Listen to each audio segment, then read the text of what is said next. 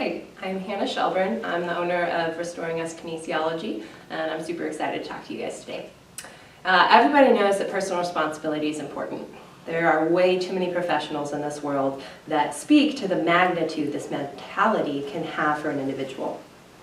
As an energy kinesiologist who's an instructor of Touch for Health, I'm actually one of these professionals who speaks to the magnitude that personal responsibility can have in one's life. One of the first things I talk about in Level 1 of Touch for Health is the importance of empowering and honoring what your client feels during a balance. So what is personal responsibility? It's taking full ownership of your entire life.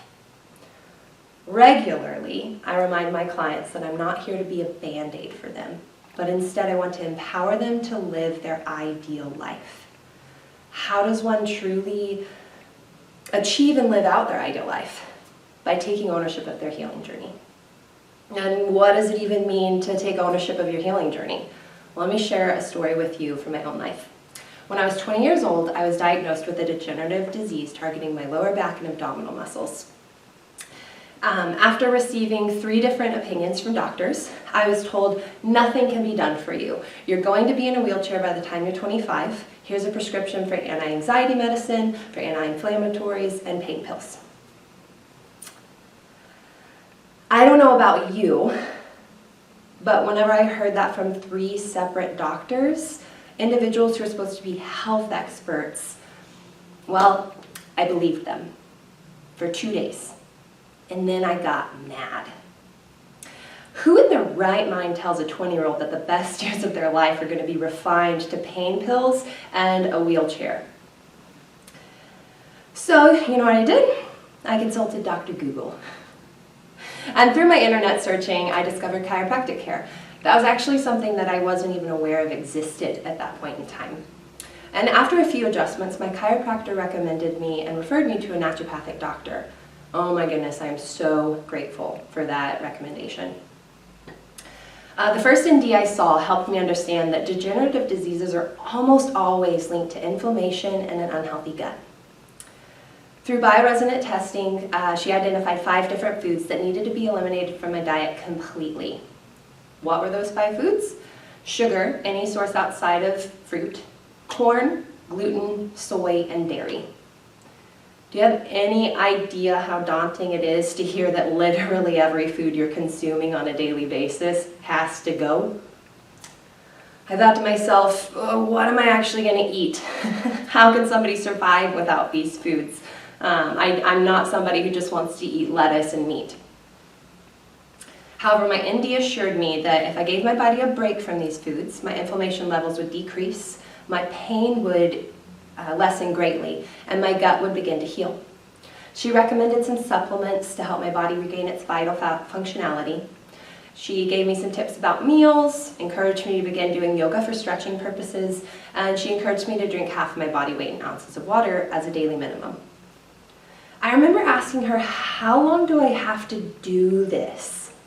Her reply, 6 months, but ultimately until your body's completely well. 6 months? I thought she was insane.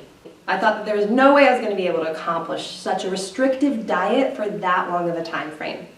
However, I resigned myself to give it a solid try. It was awkward and difficult for the first week, but eventually I found meals that I enjoyed, and for 6 weeks I was committed, and I didn't eat a single thing that I wasn't supposed to. And then Thanksgiving happened. And you know what I did? I embraced the idea that one day isn't going to kill me.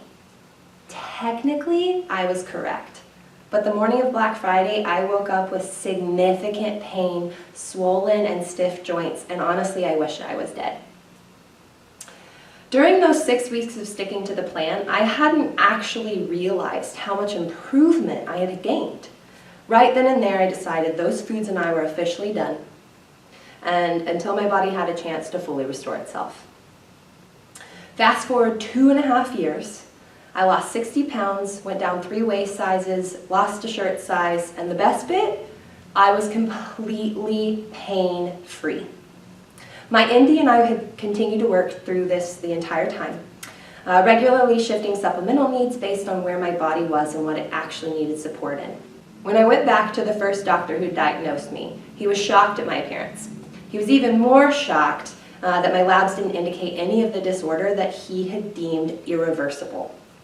That day I was told I was a medical miracle, but we all know the truth. I allowed my body to heal itself by taking ownership of my health restoration.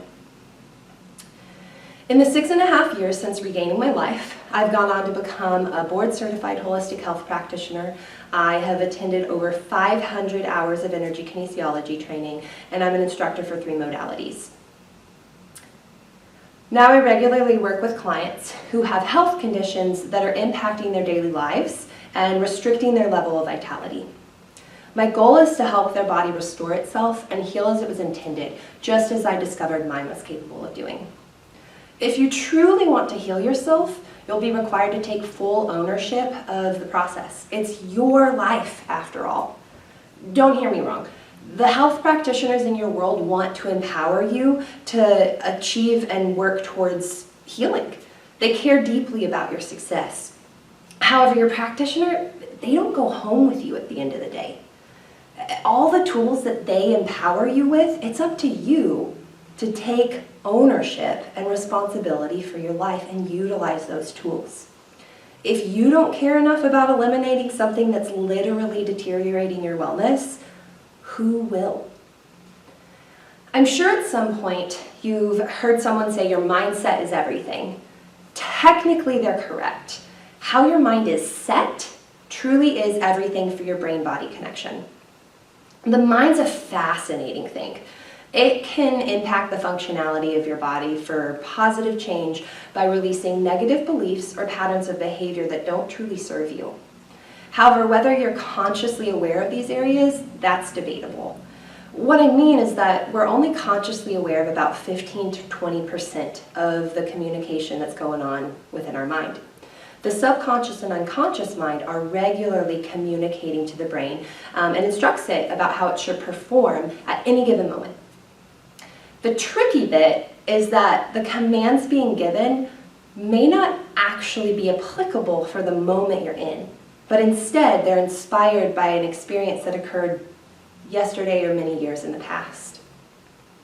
You see, at the core of human beings is the brain's programming to value survival above all else, meaning the areas of your mind you're unaware of are constantly ensuring you drink water, eat food, procreate, and continue breathing. Which is great, except when our programming gets corrupted, if you will. Sometimes our brain will recognize a scenario we're in as threatening, and that causes the amygdala to come online. We're really happy and grateful for the amygdala. It's the area of the brain that links to certain senses and has an almost instantaneous response to something dangerous or threatening to your well-being. The problem is that the amygdala creates filters, so to speak, that get filed away into your body's programming. Usually this is a great thing. Think about whenever you're a kid and you touch a hot stove for the first time. Your amygdala created a filter that now anytime you're around a stovetop, it's going to remind you not to touch it, especially if it's on. However, the filter created by the amygdala during a moment perceived to be threatening or dangerous often doesn't go away. This is why people develop phobias and have knee-jerk reactions to things seen in their peripheral vision that don't actually turn out to be what they think it was. The mind gets set in certain beliefs, patterns of behaviors, and it operates accordingly. Trauma experiences are a great example of how the mind cares about our survival above all else. Many trauma victims don't remember what happened to them, or maybe only have bits and pieces of recollection. This is the brain's way of protecting you and your mind ensuring that you can continue living another day. Sometimes something so horribly against your human nature occurs to you, and the brain decides to hide that experience. Consciously, this is great, but I'm significantly more concerned with what the unconscious and subconscious mind's programming is ultimately doing to your body. If your mind is set to respond to an unhealthy stimulus or in an unhealthy manner because of a past experience, you may find yourself in a completely non-threatening environment, but your unconscious notices something that reminds it of a past experience, which then causes you to react without any awareness, and you might find yourself thinking, why am I doing this? Well, the reality is that your brain is programmed in a certain way to react, and you don't necessarily have conscious choice to respond in that moment. Energy kinesiology allows the body to communicate not just consciously, but through the unconscious, subconscious, and even the superconscious mind. Being able to access the various layers of the mind, a practitioner is able to identify the cause of a stress response. When you get to the root of a cause, which often translates as identifying what filter the amygdala has created, you're able to allow for full and complete integration of mind, brain, and body. When we're fully integrated, our brain communicates through the central nervous system to the body, and we operate the way that our systems were designed to. Being able to embrace personal responsibility and full ownership of your health journey is directly related to where your mind is set. If you're programmed to doubt yourself or believe that you're unworthy, you'll most likely find yourself frustrated by your lack of consistent effort or the ability to follow through on a plan. Energy kinesiology is a modality that allows for swift identification of these mind programs. When you're able to release negative programming from the body, you begin to return towards homeostasis. And in a balanced state, the body heals. And when the body's healing, you're living out your ideal life. Making the choice to take full ownership of your healing journey is vitally important. Personal responsibility may be the most important thing you do when it comes to being successful with your health restoration. You are in control of one thing in this life: yourself. I may be able to come along and link arms with you, might be able to help release stress that's been built up in your body so that it communicates and it functions the way that it's supposed to. I can even help you develop a plan for healing. But at the end of the day, you're the one who decides whether you'll be putting in the effort needed to actually restore your life. You get where you're willing to go. So my question to you is this: how badly do you want your life to change? And how willing are you to embrace full ownership of your healing journey?